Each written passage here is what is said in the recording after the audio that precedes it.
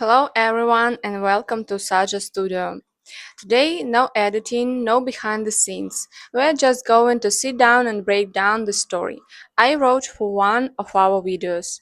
This arc is called Rumi's Departure, and I want to walk you through it from start to finish so you actually get what's going on in there. It all starts with a cold gesture. Jinu reaches for Rumi, like he's done 100 times before, and she pulls her hand away. No fight, no reason.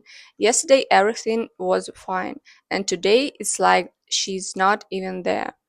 And right at the moment Bibi walks into the studio, Rumi gravitates toward him, calm, gentle, like he's the only person she can feel safe around.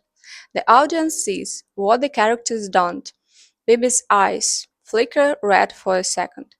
There's an entity inside him that feeds on other people's pain, and it really, really wants Jinu's pain. By the evening, Rumi tells Jinu they are better off apart. She walks away with Bibi, and Jinu is left alone, heartbroken and with not a single clue what just happened. This is where it gets cruel. Jinu tells the team everything, but Miro remembers the last time the darkness took hold of him, and the suspicion lands on him, their own friend. The entity is loving this. That's exactly what it planned. While the team fights each other, nobody is looking at Bibi, the perfect disguise, hiding behind someone else's blame.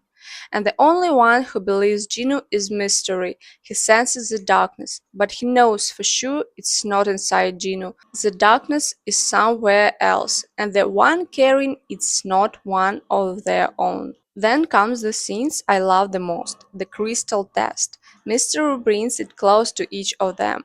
The who always tied to the darkness will make it flare red. That's when Bibi starts edging toward the door, and Gino catches it. The crystal lights up red right next to Bibi. The mask falls. Rumi's so-called safe harbor is the source of everything. He grabs her and disappears into a vortex. Her love is what fuels him.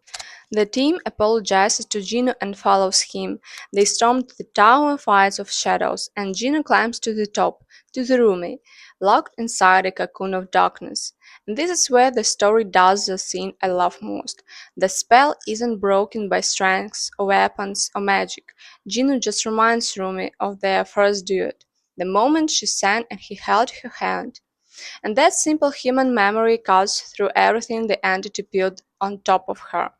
The cocoon shatters. Rumi comes back. In that exit moment, the entity is forced out of Bibi. Turns out he was a victim too, just a deeper one. The whole team, Bibi included, finishes the entity off together. You'd think it's over, but Mystery noticed something strange. Along with the darkness, all the magic is leaving the world, and it's leaving violently. Wild bursts, surges all over the city. The heroes have to gather 3 shards of an ancient crystal to put the magic out for good. Each shard is its own mini battle, its own team effort. And the final, they hold the overloading crystal together and pull magic out of the world to forever. The powers are gone, they are all ordinary again, and Rumi says the line this whole story was built around. I choose you with no magic at all, and I always will. If I had to put it short, for me, this arc isn't really about the fight against the darkness. It's about how real feelings are tested not by magic, but by its absence. Love that can be explained by a spell isn't love yet. But when there's no magic left and you still choose the same person, that's when you know it was real all along.